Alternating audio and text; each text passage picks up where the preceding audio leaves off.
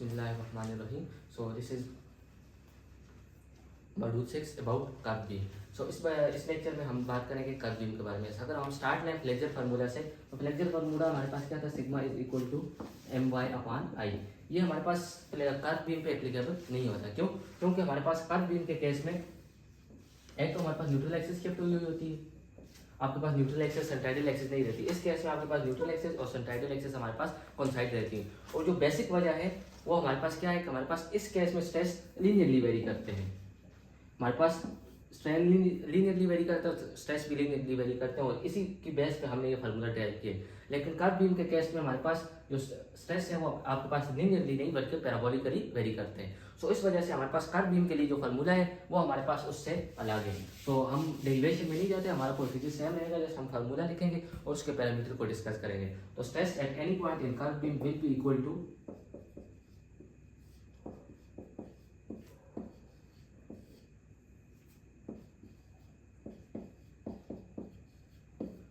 stress at any point in curve beam will be equal to m divided by a into y divided by r minus e plus y। So basic same procedure. हम सबसे पहले एक एक parameter को discuss करेंगे। Movement. So movement के लिए हमारे पास वही रहेगा कि अगर आपके पास टॉप एंड पे कंप्रेशन और बॉटम एंड पे टेंशन को रिड्यूस कर रही है तो आपके पास पॉजिटिव बेंडिंग मूवमेंट, और इसके अगर अपोजिट है तो आपके पास नेगेटिव बेंडिंग मूवमेंट। ए आपके पास सेम रहेगा। ई आपके पास मोस्ट इंपॉर्टेंट है कि आपके पास इस केस में मैंने कहा था कि सेंट्राइडल एक्सिस और आपके पास न्यूट्रल एक्सिस कोइंसाइड नहीं करती, तो आपके पास न्यूट्रल एक्सिस सेंट्राइडल एक्सिस से हमेशा नीचे रहेगी। अगर आपके पास ये सेंट्राइडल एक्सिस है फॉर एग्जांपल, तो आपके पास न्यूट्रल एक्सिस इससे हमेशा नीचे रहेगी। तो इन दोनों के दरमियान जो डिफरेंस होगा that will be the eccentricity. उसको सॉरी इसेंट्रिसिटी नहीं, उसको हम ई से डिनोट करेंगे। So E is the difference between neutral axis and centroidal axis. तो सबसे पहले अगर हम इस पे बात करेंगे इसको फाइंड किस तरह करना है, तो ये अब आपके पास क्रॉस सेक्शन पे डिपेंड करता है। फॉर एग्जांपल आपके पास क्या है, क्रॉस सेक्शन रेक्टेंगुलर हो सकता है, ट्रायंगुलर हो सकता है, आपके पास सर्कुलर हो सकता है, या इसके अलावा इलेक्ट्रिकल भी हो सकता है, लेकिन हम इन तीन की ही बात करेंगे। सो आपके पास रेक्टेंगुलर, ट्रायंगुलर या आर जो भी क्रॉस सेक्शन हो, उस केस में आपके पास फार्मूला सेम रहेगा कि E will be equal to R minus A divided by integral D V upon V. But हर केस में आपके पास ये वाला इंटीग्रल डिफरेंट होगा। R is the radius of curvature about which it's bends. So R हमारे पास distance रहेगा रेडियस ऑफ कर्वेचर से, जिसके अबाउट ये बीम क्या हो रहा है, बेंड हो रहा है। मतलब अगर यूजुअली आपके पास सर्कुलर बीम होते हैं तो सर्कल का रेडियस, लेकिन यूजुअली आपके पास जो गिवन होता है वो आपके पास बॉटम सर्फेस तक गिवन होते हैं। तो ये हमारे पास आर नहीं रहेगा। आर हमारे पास सेंटर ऑफ कर्वेचर से लेकर सेंट्राइडल एक्सिस तक, न्यूट्रल एक्सिस में नहीं सेंट्राइडल एक्सिस तक, जो कि हमारे पास फिक्स होती है, सेंट्राइडल एक्सिस तक का डिस्टेंस रहेगा। यानी कि इस केस में आपके पास आर ये रहेगा। So R will be the distance from center to centroidal axis, और area आपके पास area of cross section, and this integral will be the different for different cross section। For example अगर मैं rectangle की बात करूँ तो that will be equal to b into natural log of v2 over v1। अब v2 और v1 क्या है, तो सो हमारे पास v1 is the radius of curvature of inner surface। इस केस में आपके पास इनर सरफेस का जो radius of centre of curvature से लेके इनर सरफेस तक जो डिस्टेंस होगा वो आपके पास क्या होगा, v1 होगा, और आउटर सरफेस तक आपके पास क्या होगा, v2 होगा। इनर सरफेस तक आपके पास रेडियस v1 और आउटर सरफेस तक v2, और सो b into natural log of v2 into v1। For example हम ये अज्यूम करते हैं कि इसका सेक्शन क्या है, रेक्टेंगुलर क्रॉस सेक्शन है। सो आपके पास इसकी क्या होगी, एक बेस होगी, और फॉर एग्जांपल इस पॉइंट से लेके आपके पास इस पॉइंट तक, इनर पॉइंट तक आपके पास v1 रहेगा, और आउटर पॉइंट तक आपके पास v2 रहेगा, और इसके सेंट्राइड तक जो डिस्टेंस रहेगा वो हमारे पास क्या रहेगा, r रहेगा। सो हमारे पास तीन डिस्टेंस है, तीन आपके पास डिस्टेंस है सेंटर ऑफ कर्वेचर से आपके पास उसके बॉटम तक दैट इज v1, उसके सेंटर तक that is v2 sorry r, and उसके टॉप सरफेस तक that is v2। So b into natural log of v2 divided bye v1, rectangle that is b into v2 divided by height into natural log of v2 over v1 और minus 1। So v2 divided by h आपके पास सिर्फ और सिर्फ इसके साथ multiply होगा, और v आपके पास दोनों के, v2 आपके पास वही सेम, v2 आपके पास सेम रहेगा, हाइट इज द ट्रायंगुलर की जो हाइट होगी आपके पास, अगर फॉर एग्जांपल ये v1 होगा, टॉप तक आपके पास v2 होगा, तो height will be equal to v2 minus v1, इस पॉइंट से लेकर इस पॉइंट तक, और natural log of v2 minus 1। So ये हमारे पास ट्रायंगुलर सेक्शन के लिए, और मैं सर्कुलर सेक्शन की बात करूँ तो वो आपके पास 2 pi into R minus R square minus R square. So ये वाला आर स्क्वायर आपके पास क्या रहेगा, सेंटर ऑफ कर्वेचर से लेकर उसके सेंटाइडल एक्सिस तक का डिस्टेंस, और ये वाला आर आपके पास क्या रहेगा, जो सर्कुलर क्रॉस सेक्शन होगा उसका रेडियस।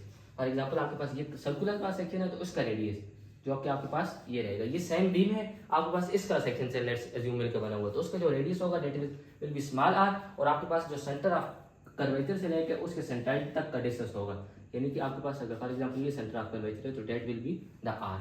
सो हमारे पास that was all about how to find E. आपके पास डिफरेंट फार्मूले हैं सिर्फ और सिर्फ किसके लिए, इस इंटीग्रल के लिए। ये इंटीग्रल फाइंड करके हमने इसमें पुट कर देना, आपके पास ई आ जाएगा, और याद रखना है ई की वैल्यू आपके पास हमेशा पॉजिटिव आएगी। अगर आपके पास नेगेटिव आ रही है तो आपने जस्ट कैलकुलेशन में मसला किया हो, या तो आपने ये गलत फाइंड किया या आपने ये गलत फाइंड किया। सो ये तो हमारे पास था कि जब तीनों शेप्स आपके पास क्या हो, एक जैसी हो। फॉर एग्जांपल अगर ये डिफरेंट शेप से मिलकर बना हो, सो नाउ फॉर एग्जांपल आपके पास एक सेक्शन है जो कि आपके पास इस तरह का क्रॉस सेक्शन रखते हैं, आपके पास रेक्टेंगल और ट्रायंगल से मिलकर बना हुआ है। सो प्रोसीजर सेम रहेगा हमारे पास। इस केस में जस्ट आर माइनस ए के बजाय क्या हो जाएगा, समेशन ऑफ ए, और divided by integral of summation of integral D V upon V. So जब आप फॉर एग्जांपल ये वाला क्रॉस सेक्शन है, दिस इज लाइक दिस, आपके पास ये छोटे वाला जो है ट्रायंगल को वो रिप्रेजेंट कर रहा है, ट्रायंगल तक डिस्टेंस आपके पास 200 है, ये आपके पास 250 है, और इसको 280 कर देते हैं। सो मैं अगर वी डिस्टेंस की बात करूं जो सेंटर ऑफ कर्वेचर से स्टार्ट होता है, इसके स्टार्ट या एंड पॉइंट तक आएगा, तो इसके लिए आपके पास v1 रहेगा क्या 200, सेंटर ऑफ कर्वेचर से लेके इसके बॉटम तक का डिस्टेंस, और सेंटर ऑफ कर्वेचर से लेके इसके टॉप तक का डिस्टेंस दैट इज 250, जो कि हमारे पास यहाँ पे है। यहाँ से आपके पास रेक्टेंगल स्टार्ट हो रही है, और इस यहाँ से आपके पास ये स्टार्ट हो रही है रेक्टेंगल, और इससे नीचे आपके पास क्या है ट्रायंगल। नाउ आपके पास जब इसकी बात करेंगे तो इसके लिए आप 250 तो सेम रहेगा, लेकिन वो इसके लिए क्या बन जाएगा, v1 बन जाएगा, और इसके लिए जो v2 होगा वो आपके पास क्या हो जाएगा 280। ट्रायंगल के लिए आपके पास v1 is 200 and v2 is 250। Same rectangle के लिए आपके पास v1 is 250 and v2 is 280। Same आपने जस्ट वो फार्मूले तो सेम है, आपके पास उनकी कैलकुलेशंस कर देनी है, b into natural log of v2 by v1, और दूसरा आपके पास क्या था b into v2 divided by h into natural log of v2 by v1 minus 1। So ये हमारे पास किसके लिए रहेगा, ट्रायंगल के लिए। आपके पास v2 और v1 की दोनों में वैल्यू क्या रहेंगी, डिफरेंट रहेंगी। यहाँ से आपके पास ये इंटीग्रल आ जाएगा, आप इन दोनों के एरिया को सम करेंगे यहाँ पे, और इन दोनों इंटीग्रल से जो आंसर आएगा ये पॉइंट्स में कुछ आएगा, जस्ट इन दोनों को सम करके आपके पास इसमें से। सो r इस केस में आपके पास क्या रहेगा, r इसके सेंट्राइड तक का डिस्टेंस। अब इस केस में आपके पास सेंट्राइड डिफरेंट है, इसका सेंट्राइड आपके पास यहाँ पे लाई करता है, इसका सेंट्राइड यहाँ पे लाई करता है। सो आपके पास सेंट्राइड डिफरेंट, वही बेसिक प्रोसीजर यूज करके हमें क्या करना होगा, इस केस में सेंट्राइड भी पहले फाइंड करना होगा। सेंट्राइड के लिए आपके पास क्या हो जाएगा, y बार, फॉर एग्जांपल इसको मैं y बार से डिनोट करता हूँ या r से डिनोट कर देता हूँ। r will be equal to summation of a into y bar divided by summation of a। Same procedure जो कि हम स्टार्ट से फॉलो करते आए, y बार सेंट्राइडल एक्सिस निकालने का तरीका, summation of a y divided by summation of a, वहां से आप r निकालेंगे और दिस से आपके पास इसेंट्रिसिटी आ जाएगी। सो ये हमारे पास था e के बारे में। नाउ हमारे पास इसमें एक अननोन रह गया that is y।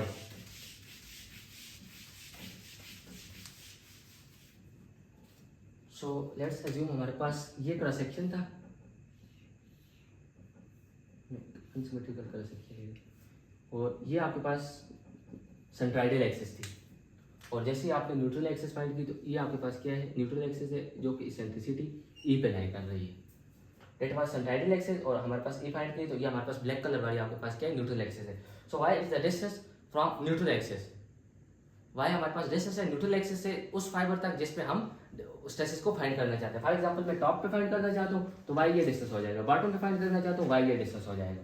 So Y is the distance from neutral axis. बस ये कंफ्यूजन हो जाती है कि अक्सर हम इसको सेंट्राइडल एक्सिस से ले लेते हैं। सो ये सेंट्राइडल एक्सिस से नहीं होगा, ये कहाँ से होगा, न्यूट्रल एक्सिस से होगा। सो इस केस में लेट्स अज्यूम अगर ये 2 इंच है और आपके पास ये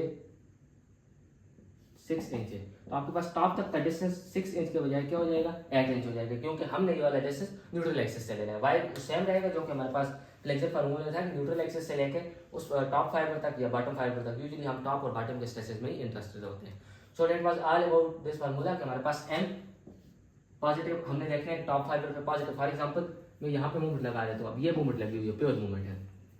आपके पास इस केस में टॉप फाइबर पे टेंशन प्रोड्यूस हो रही है, बॉटम फाइबर पे कंप्रेशन प्रोड्यूस हो रही है, तो आपके पास एम क्या हो जाएगा, नेगेटिव हो जाएगा। सेम अगर आपके पास लेट्स अज्यूम अगर आपके पास किसी केस में दो ड्यू टू एक्सियल फोर्सेज आपके पास आ जाए, आपके पास कुछ ऐसा पर सेक्शन बन जाए जहां पे आपके पास क्या हो, एक्सियल फोर्सेज हो, तो उस केस में आपके पास ये वाला फॉर्मूला तो सेम रहेगा, ये किसके लिए, मूवमेंट के लिए। लेकिन आपके पास यहाँ पे ड्यू टू सुपर पोजिशन क्या आ जाएगा, P by A plus this formula M divided by A into Y divided by R minus E plus Y. P by A आपके पास due to axial forces, axial stress आपके पास इसमें add हो जाएगा ड्यू टू सुपर पोजिशन, और बाकी आपके पास क्या रहेगा, सेम रहेगा। सो इस पे बेस हम एग्जांपल्स करते हैं। सो हमारे पास ये एक एग्जांपल है, थोड़ी सी कॉम्प्लिकेटेड है। इस केस में सबसे पहले आपके पास ये किस तरह से गिवन हो सकते थे। आपके पास ऑलरेडी 200 दिए हुए और आपके पास ये वाले रेडियस नहीं दिए हुए, तो ये आपके पास कहाँ से पता चलेगा, ये 200 है और आपके पास ये वाली डायमेंशन हमें ऑलरेडी सेक्शन में गिवन है, कितनी है 50, तो आपके पास दूसरा कितना हो जाएगा 250, और थर्ड वाला आपके पास क्या हो जाएगा 250 एंड 30, तो ये आपके पास कितना हो जाएगा 280।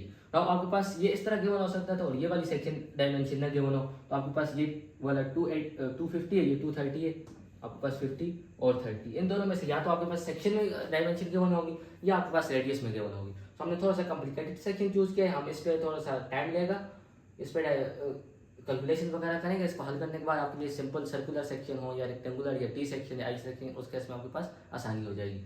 नाउ सबसे पहले हमारे पास पहला स्टेप हमारे पास क्या होगा कि हम आर फाइंड कर लें।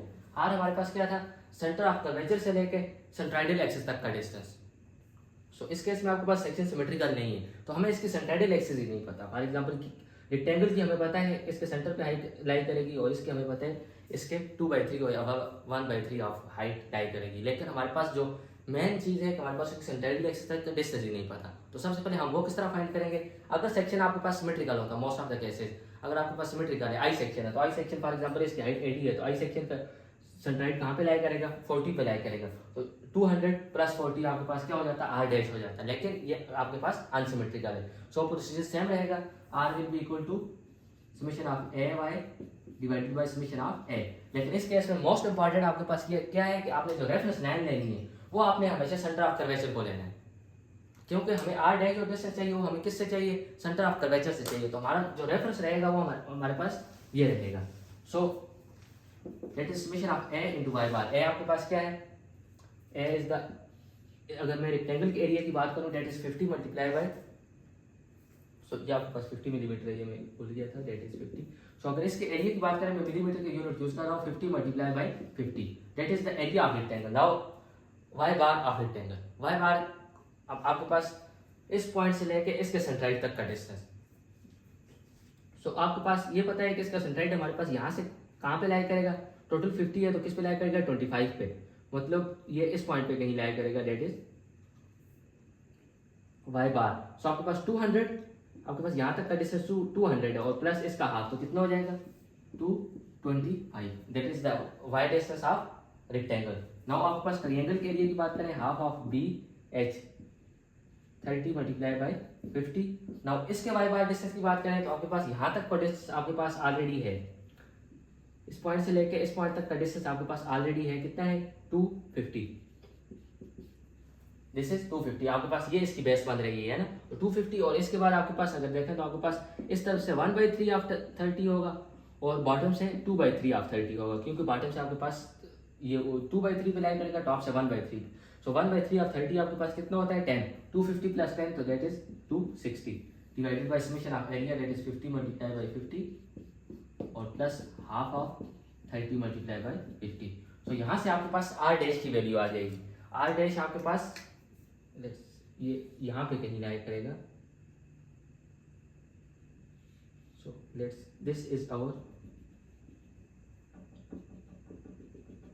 सेंट्राइडल एक्सिस।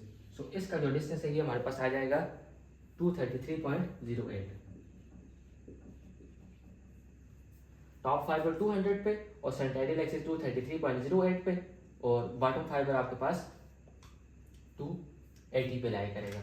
तो that was how to find R. Now second step हमारे पास रहेगा, फर्स्ट स्टेप ऑलवेज आपके पास आर रहेगा और मोस्ट ऑफ द केसेस की बाय इंस्पेक्शन आपके पास पता चल जाएगा, लेकिन ये थोड़ा सा कॉम्प्लिकेटेड केस चूज किया हुआ तो इस केस में आपके पास इस तरह नहीं रहेगा।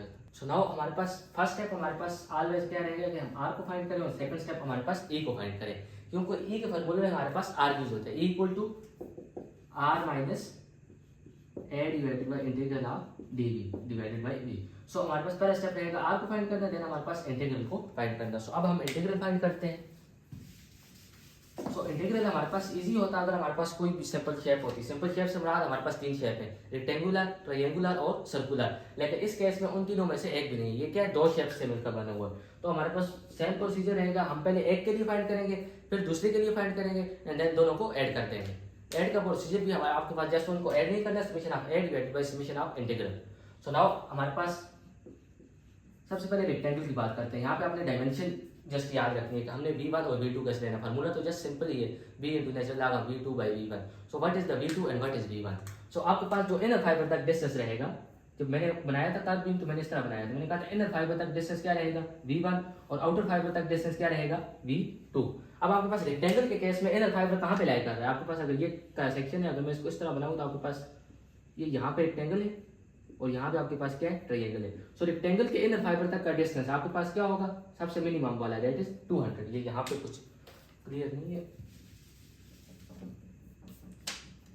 आपके पास सेंटर ऑफ कर्वेचर से लेके इस पॉइंट तक का डिस्टेंस 200 है और ये आपके पास क्या है, 250 है। सो इनर फाइबर तक का डिस्टेंस आपके पास कितना है, 200। ये आपके पास इनर फाइबर है रेक्टेंगल का, ये वाला सारा। तो आपके पास v1 क्या रहेगा 200 और v2 आउटर फाइबर तक का डिस्टेंस। तो इनर फाइबर आ गया, उसमें इसकी हाइट ऐड कर दें, आपके पास आउटर फाइबर आ जाएगा। अगर आप यहां से निकालना चाहें तो ये ऑलरेडी गिवन है, ये आपके पास क्या होगा, आउटर फाइबर होगा, ये रेक्टेंगल है और नीचे ट्रायंगल है। तो v2 इज 250। बेस आपके पास यहां से पता चलेगी 50। सो आपके पास इंटीग्रल dv by v किसके लिए, रेक्टेंगल के लिए आपके पास आ जाएगा b into natural log of v2 by v1। So b आपके पास कितना है 50, नेचुरल लॉग ऑफ v2 हमारे पास कितना है 250 और v1 हमारे पास कितना है 200।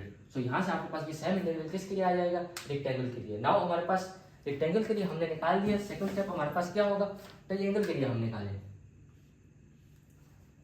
ट्रायंगल के लिए भी आपने जस्ट फार्मूला तो हमारे पास सेम रहेगा, integral dv upon v for triangle is equal to b into v2 divided by height into natural log of v2 by v1 minus 1। Just एक स्टेप है कि आपने v2 और v1 के लिए आपने जस्ट v2 और v1 सही निकालना है। सो आपके पास v1 इनर फाइबर तक का डिस्टेंस, जस्ट ये नहीं बोलना v1 इनर फाइबर। आप इस केस में आपके पास इनर फाइबर कौन से, आपके पास ये ट्रायंगल है और ये इनर फाइबर है उसका, तो ये वाला डिस्टेंस आपके पास ऑलरेडी गिवन है 250, v1 equal to 250। Last case में v2 250 था क्योंकि वो उसके लिए आउटर फाइबर बन रहा था, इसके लिए इनर फाइबर बन रहा है। तो आपके पास ये आउटर फाइबर है और लास्ट तक का डिस्टेंस आपके पास कितने 280, v2 इक्वल टू 280। अब हाइट निकालनी है तो हाइट आपके पास ऑलरेडी गिवन भी होगी, दैट इज 30 ना गिवन हो या आप नहीं समझ रहे तो जस्ट v2 माइनस v1 आपके पास हाइट के बराबर होगी। यहाँ तक का डिस्टेंस v2 है, यहाँ तक का डिस्टेंस v1 है। सो v2 माइनस v1 करेंगे तो आपके पास कितना आ जाएगा 280। अब उसमें पुट कर देते हैं, बेस इज 50, बेस आपके पास 50 है, v2 इज 280, हाइट आपके पास 30, नेचुरल लॉग ऑफ v2 हमारे पास 280 और v1 हमारे पास 250। सो नाउ इससे आपके पास क्या आ जाएगा, इंटीग्रल dv बाई डी 0.1572 आ रहा है। इस केस में जैसे आपने याद रखना है कि आपके पास इंटीग्रल है और फिर ये उधर जाकर डिवाइड होगा, तो इस केस में प्रेसिजन आपने मिनिमम 4 डिजिट तक रखनी है। अगर आप मीटर में इसको कन्वर्ट कर रहे हैं तो फिर आपको 7-8 डिजिट तक जाना चाहिए, उसके बाद मिनिमम 5-6 डेसिमल प्लेसेस तक जाना चाहिए पॉइंट्स के बाद, अगर आप मीटर्स में बात कर रहे हैं। लेकिन मिलीमीटर में जस्ट 4 पॉइंट भी आपके पास काफी होंगे, 2.8667 और 11.1572। नाउ हमारे पास अगर ई की बात करें तो E will be equal to R minus summation of A. अब आपके पास दो एरिया है तो ए की जगह summation of A and summation of integral dv upon v। Same आपके पास आर हमने निकाला हुआ था सेंट्रोइडल एक्सिस तक का distance, that is 233.08 minus area summation of area. आपके पास दो एरिया है, एक रेक्टेंगल एक ट्रायंगल। रेक्टेंगल का आपके पास 50 मल्टीप्लाई बाई 50 और ट्रायंगल का हाफ ऑफ 50 मल्टीप्लाई बाई 30 और डिवाइडेड बाई इंटीग्रल जो है उन दोनों का सम। सो एक आपके पास रेक्टेंगल के लिए 11.1572 प्लस ट्रायंगल का आपके पास क्या था 2.8867 50 मल्टीप्लाई बाई 50। सो यहाँ से आपके पास क्या आ जाएगी इसेंट्रिसिटी। पहला काम हमने हमारा था आर निकालना और दूसरा काम हमने क्या किया इसेंट्रिसिटी निकाल दी। सो इसेंट्रिसिटी आपके पास आ रही है 1.663। सो जैसे ही आपने इसेंट्रिसिटी निकाली तो आपको पास 85% क्वेश्चन आपको हो गए। जस्ट आपने फॉर्मूले में वैल्यू पुट करनी है जहां पे आपको स्ट्रेस चाहिए। Now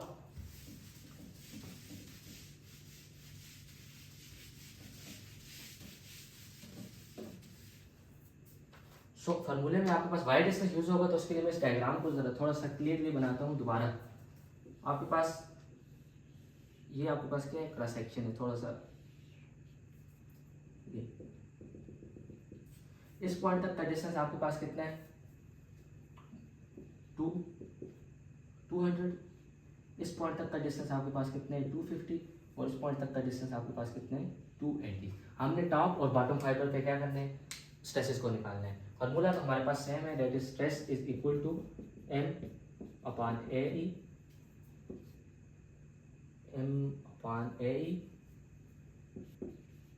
y divided by r minus e plus y।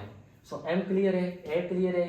इस केस में अगर आप m देखें तो ये इसको क्या कर रहा है इस तरह बेंड करने की कोशिश कर रहा है। इस केस में आपके पास ये क्या है इनर फाइबर, ये क्या है आउटर फाइबर। इनर फाइबर पे कंप्रेशन प्रोड्यूस हो रही है, आउटर फाइबर पे टेंशन। तो m आपके पास क्या हो जाएगा नेगेटिव।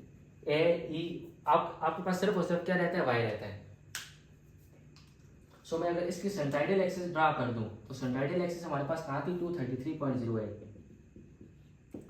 सो ये डिस्टेंस आपके पास कितने 233.08। मोस्ट इंपॉर्टेंट आपने उसके बाद क्या ड्रा करना है न्यूट्रल एक्सिस। तो न्यूट्रल एक्सिस हमेशा इससे नीचे लाया करेगी और वो इसेंट्रिसिटी हमने निकाली थी कितनी थी eccentricity that is 1.663। So Y आपके पास फॉर एग्जांपल अगर आपको टॉप फाइबर पे डिस्टेंस चाहिए तो टॉप फाइबर पे क्या हो जाएगा न्यूट्रल एक्सिस से लेके टॉप तक का डिस्टेंस। न्यूट्रल एक्सिस आपके पास कितनी है 233.08 और प्लस 1.63 दैट इज आपके पास यहाँ से लेके यहाँ तक का डिस्टेंस चाहिए ना, यहाँ से लेके यहाँ तक का। सो अगर इसको मैं जस्ट सिंपल जीरो से स्टार्ट करूँ तो आपके पास ये जीरो हो जाएगा, ये 50 हो जाएगा और ये आपके पास 30 हो जाएगा in the form of section dimension लिखो। और आपके पास ये कितना हो जाएगा 33.08। सो वाई आपके पास क्या हो जाएगा वाई अगर मैं टॉप फाइबर की बात करता हूँ तो आपके पास ये वाला डिस्टेंस दैट इज 33.08। ये वाला डिस्टेंस आपने क्रॉस सेक्शन के हिसाब से लेना है। वाई आपने वाई का इस कर्वेचर के साथ कोई रिलेशन नहीं है। वाई जस्ट न्यूट्रल एक्सिस से लेकर उस फाइबर तक का डिस्टेंस है जहाँ पे हम उसको फाइंड करना चाहते हैं स्ट्रेसेस को फाइंड करना चाहते हैं। So 33.08 plus 1.663 that is the Y for top fibre. इस पॉइंट से लेके न्यूट्रल एक्सिस से लेकर टॉप तक का डिस्टेंस। सो सेंट्राइडल एक्सिस तक 33.08 था और ये वाला आपके पास 1.663। सो अगर आप बॉटम फाइबर पे फाइंड करना चाहते हैं तो बॉटम फाइबर पे आपके पास ये वाला जो डिस्टेंस था टॉप वाला निकाल लें तो आपके पास बॉटम वाला आ जाएगा दैट इज टॉप तक आपके पास टोटल हाइट कितनी है 80 और माइनस 80 माइनस ये वाला डिस्टेंस कर दें दैट इज 33.08। इससे आप इस पॉइंट तक पहुंच गए सेंट्राइडल एक्सिस तक, लेकिन आपने न्यूट्रल एक्सिस तक आ जाना है तो माइनस 1.663। सो यहाँ से आपके पास y आ जाएगा किसके लिए बॉटम के लिए। सो बाकी आपने जस्ट वैल्यू पुट करनी है m by a e y r minus e plus y आपके पास यूनिट का just. So now this is the stresses at a that is movement. सबसे पहले मूवमेंट आपके पास किलो न्यूटन मीटर में है तो इसको मैं न्यूटन इनटू मिलीमीटर में कर लेता हूँ that is 4 multiply by 10 raised to the power 6। बाकी डायमेंशन मुझे फिर मिलीमीटर में रखनी होगी। सो एरिया आपके पास सेम रहेगा 50 मल्टीप्लाई बाय 50 क्रॉस सेक्शन का area plus half of 50 multiply bye 30 into eccentricity आपके पास क्या थी 1.663। नाउ y अगर मैं टॉप फाइबर पे बात कर रहा हूँ तो आपके पास सेंट्राइडल एक्सिस 33.08 पे थी और इसेंट्रिसिटी आपके पास क्या थी 1.663। तो आपके पास टॉप तक का डिस्टेंस क्या हो जाएगा 33.08 प्लस 1.663। सो y इज अगर टॉप फाइबर की बात करें तो आपके पास क्या हो जाएगा सेंट्राइडल एक्सिस तक का distance plus eccentricity that is 33.08 plus 1.663 और divided by r। r is the distance from center of curvature to the centroid। तो आपके पास 233.08 minus e। So minus e आपके पास क्या है 1.663 और प्लस y इज 33.08 और प्लस 1.663। इस केस में मैंने इसको जस्ट चेंज नहीं किया, आप जैसे इसको पहले ऐड कर देंगे 33.08 plus 1.663 that will be your y। सो आपके पास मेरे पास तो कैंसिल हो रहा है, आपके पास ये वैल्यू 34 पॉइंट समथिंग आ जाएगी इस तरह। फिर आपने जस्ट उसको ऐड करना है, सब्ट्रैक्ट करना है, आपके पास यहाँ से स्ट्रेसेज है ए आ जाएंगे, ये आप खुद कैलकुलेट कर सकते हैं। फॉर एग्जाम्पल मुझे किस पे चाहिए, बी पे चाहिए, ये सारा कुछ सेम रहेगा, आपके पास क्या चेंज हो जाएगा, y डिस्टेंस चेंज हो जाएगा। सो आपके पास y आपने क्या करना है, न्यूट्रल एक्सिस से लेना है बॉटम तक का डिस्टेंस। तो आपके पास ये वाला डिस्टेंस फॉर एग्जांपल कितना है 33.08 और प्लस 1.66। तो आप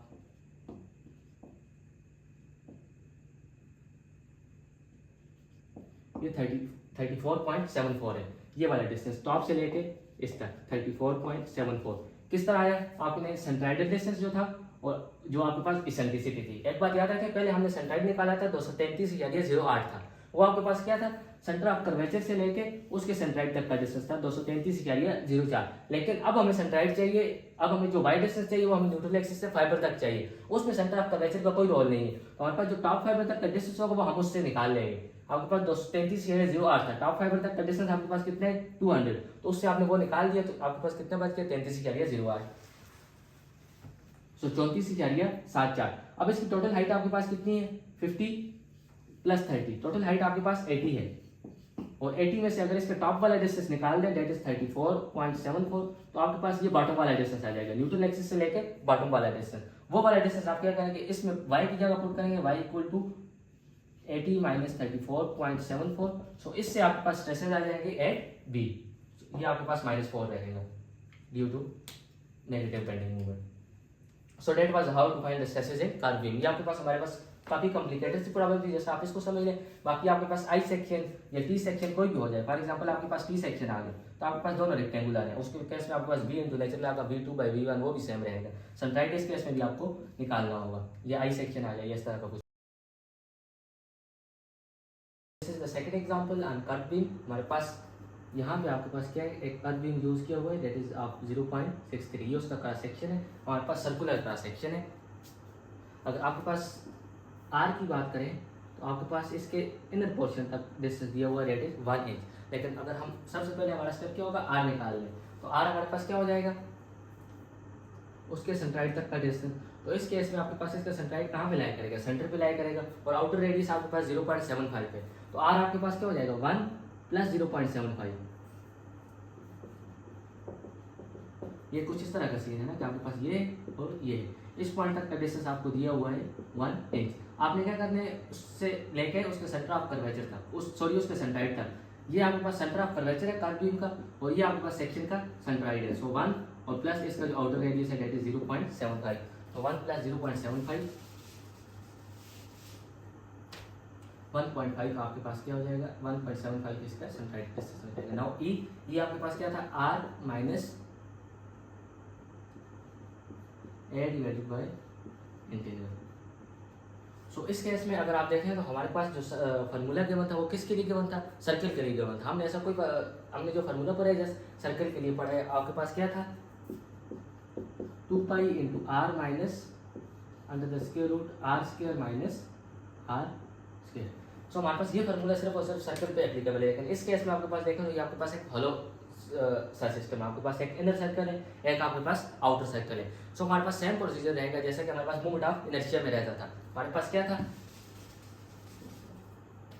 that is E bar will be equal to 1.75 minus summation of area. आपके पास समेशन ऑफ एरिया, यहाँ पे आपके पास क्या है, दो एरिया है, एक आपके पास पाई इंटू R2 का स्क्वायर, R2 हमारे पास क्या है 0.75 का स्क्वायर। लेकिन इस वजह से आपके पास ये सारे का सारा एरिया आ गया, हमें सारे का सारा एरिया नहीं चाहिए, पाई इंटू 0.63 स्क्वायर, तो आपके पास ये क्या आ जाएगा, ट्यूब का एरिया आ जाएगा छोटा सा।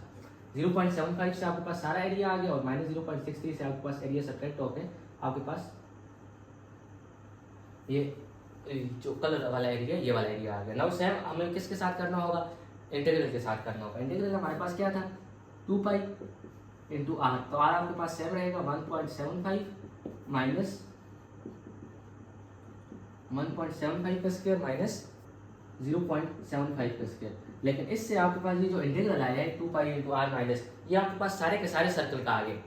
मतलब अगर ये उस केस में एप्लीकेबल होता है जब आपके पास ये इस तरह का रेडियस होता है 0.75, अगर आपके पास ये सॉलिड होता। हमें क्या चाहिए, सॉलिड का इंटीग्रल चाहिए, तो हमारे पास ये जो इनर रेडियस है अगर हम इसका जो है वो माइनस कर दें तो आपके पास क्या आ जाएगा, आपके पास जो ट्यूब बन रही है उसका आ जाएगा, यानी कि minus 2 pi into 1.75 minus under the square root 1.75 का स्क्वायर माइनस 0.60 का स्क्वायर। तो यहाँ से आप ये जो है ये इसके साथ है डिनोमिनेटर में, तो यहाँ से आपके पास इसेंट्रिसिटी आ जाएगी, that is 0.144 inches.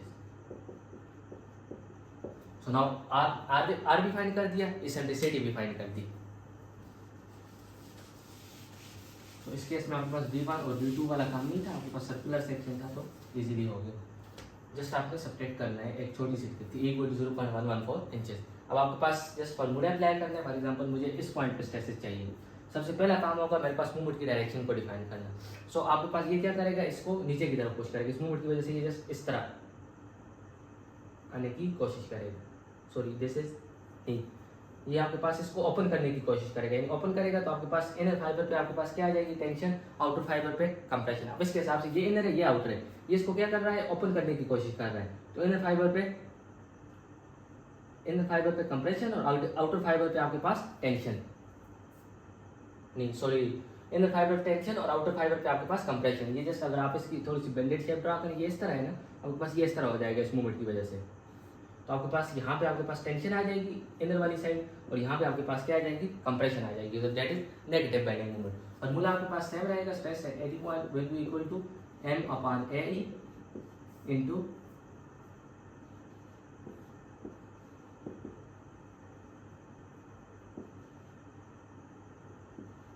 r minus E plus y। So हमारे पास हमें क्या चाहिए, टॉप वाले इस पे स्ट्रेस चाहिए, तो पहला स्टेप हमारे पास क्या होगा कि हम y को निकाल लें। सो y के लिए हमारे पास क्या हो जाएगा, y will be equal to distance from neutral axis to the top fibre. अब आपके पास सेंट्राइडल एक्सिस इसके हिसाब से, इस सर्कल के हिसाब से, अब सेंट्राइडल एक्सिस आपने जस्ट ये वाला 1 इंच ये वाला 1.75 इंच नहीं इन्वॉल्व करना, जस्ट इस सर्कल को देखना है। इस सर्कल का सेंट्राइडल एक्सिस कहाँ पे लाई करेगा, 0.75 पे। मैं अगर टॉप से देखने की बात कर रहा हूँ तो टॉप से ये 0.75 पे लाई करेगा, और इसेंट्रिसिटी इसके पास कितनी है 0.75 प्लस इसेंट्रिसिटी 0.144 इंचेस। सो आपके पास y जो हो जाएगा, तो y हमारे पास क्या हो जाएगा, न्यूट्रल एक्सिस से टॉप तक का डिस्टेंस। सो आपके पास इसेंट्रिसिटी प्लस सेंट्राइडल एक्सिस से टॉप तक का डिस्टेंस, ये आपके पास सेंट्राइडल एक्सिस है, ये आपके पास क्या है न्यूट्रल एक्सिस। सो ये वाला डिस्टेंस आपके पास हाफ हो जाएगा 0.75, और ये किसके बराबर है, इसेंट्रिसिटी के बराबर है। तो आपके पास अगर आपको y चाहिए तो y आपने न्यूट्रल एक्सिस से लेना है, यानी y में आपके पास ये दोनों डिस्टेंस आ जाएंगे, सेंट्राइडल एक्सिस वाले भी 0.75 भी और इसेंट्रिसिटी भी, दैट इज 0.144। नाउ जैसे इसको ऐड कर दे तो आपके पास 0.894। So sigma at A will be equal to m is -25। आपके पास इंचेस में ऑलरेडी गिवन है तो हमें कन्वर्ट करने की जरूरत नहीं है, यूजुअली अगर फीट में गिवन हो तो आप इसको इंचेस में कन्वर्ट करेंगे, divided by area. So area आपके पास वही रहेगा पाई r2 का square minus pi into r1 का square into eccentricity 0.144 into y आपके पास 0.894 डिवाइडेड बाय r, अब आपके पास 1.75 माइनस 0.144 और प्लस y डेट इज 0.894। इससे आपके पास क्या आ जाएगा, स्ट्रेसेस एट ए आ जाएगा। लेट्स से मैंने इस पॉइंट को क्या कहा है, ए का है। अगर आपके पास इनर सर्कल पे चाहिए, बी पे चाहिए, तो आपके पास अब ये टोटल हाइट कितनी है 0.75 प्लस 0.75 यानी कि 1.5। सो टोटल आपके पास 1.5 है। अगर इसमें से आप क्या कर दें, ये वाला डिस्टेंस निकाल दें, ये टॉप वाला डिस्टेंस जो कि हमने न्यूट्रल एक्सिस से टॉप तक का डिस्टेंस था, दैट इज 0.894। तो यहाँ से आपके पास y आ जाएगा जो कि न्यूट्रल एक्सिस से बॉटम तक का डिस्टेंस होगा, और जैसे ही आप ये वाला डिस्टेंस इस जगह पुट करेंगे 0.894 की जगह आप क्या 1.5 माइनस 0.894 पुट करेंगे, तो इससे आपके पास स्ट्रेसेस आ जाएंगे एट पॉइंट बी, बाकी मोमेंट और ये चीज़ें आपके पास सेम रहेंगी। सो ये आपके पास अगर इन केस आपके पास यहाँ पे फोर्स ना गिवन होती, सॉरी मूवमेंट ना गिवन होती और आपके पास क्या गिवन होती, फोर्स गिवन होती। लेट्स अज्यूम आपके पास ये 10 फीट का डिस्टेंस है और यहाँ पे आपके पास 10 पाउंड की फोर्स लग रही है। सो आपको कहते हैं कि मूवमेंट को फाइंड करें आप इस पॉइंट पे या किसी भी पॉइंट पे आप मूवमेंट फाइंड करें, देना उसके बाद उसको हल करें। तो जस्ट आपने क्या करना है, उस पॉइंट पे सेक्शन ले लेना है। और ये तो इस केस में पॉसिबल नहीं है कि आपको बस डायरेक्ट परपेंडिकुलर डिस्टेंस आपको नहीं मिलेगा। सो लेट्स अज्यूम हमें इस पॉइंट पे स्ट्रेसेस फाइंड करने हैं कर्व बीम के, जो कि आपको या जस्ट इस पॉइंट पे बिल्कुल स्टार्ट पे, तो आपके पास ये क्या कर रहा है, स्ट्रेट पे लाई कर रहा है। तो जस्ट आपके पास मूवमेंट 10 मल्टीप्लाई बाई 10, तो इस पॉइंट पे आपके पास बेंडिंग मूवमेंट क्या आ जाएगी, 10 मल्टीप्लाई बाई 10 100 इंटू पाउंड और फीट, अगर ये वो किप में है तो किप फीट आ जाएगी। देन आपके पास अकॉर्डिंगली अगर आप देखेंगे तो ये वाली फोर्स टॉप पे क्या कर रही है, टेंशन, बॉटम पे कंप्रेशन, तो ये भी आपके पास क्या हो जाएगी, नेगेटिव बेंडिंग मूवमेंट हो जाएगी। सेम इसी तरह अगर आपके पास फोर्सेस गिवन हो तो आपने क्या करना है, सेक्शन लेना है। फॉर एग्जांपल मैं एक सिनेरियो डिस्कस कर दूं। सेम मेरे पास let's assume this is a curve beam और आपके पास यहाँ पे दो कपल फोर्सेस हैं।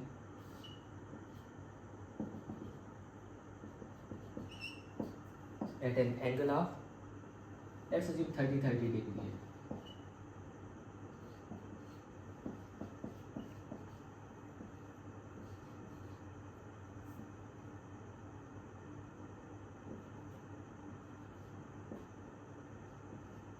ये वाला डिस्टेंस आपके पास कितना है, 10 इंच है और वो कहते हैं कि इस पॉइंट पे मूवमेंट फाइंड करें।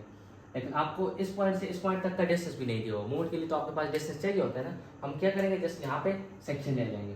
तो अगर इसका सेक्शन आपके पास कुछ इस तरह का लगेगा, यहाँ पे आपने क्या ले ली, मूवमेंट ले ली। नाउ अब आपके पास ये देखें तो ये दोनों क्या कर रहे हैं, क्लॉकवाइज मूवमेंट बना रही है, कपल फोर्सेज हैं, दोनों क्या कर रही है, क्लॉकवाइज मूवमेंट बना रही है। उसको रेजिस्ट करने के लिए आपके पास क्या होगी, एंटी क्लॉकवाइज मूवमेंट होगी। सो नाउ आपके पास अगर इसको मैं कंपोनेंट में रिजॉल्व कर दूं तो आपके पास एक कंपोनेंट इस तरह लाई करेगा, that is 50 into cos of 30 और इसका भी एक component that is 50 multiply bye cos of 30 और सेम आपके पास इसका जो कंपोनेंट होगा इस पॉइंट पे लाई करेगा 50 sin ऑफ 30 और इसका जो y कंपोनेंट होगा that will look like this 50 sin of 30। So now आपके पास यहाँ पे देखें तो आपके पास दो कपल मूवमेंट बन रही है, एक 50 इंटू cos ऑफ 30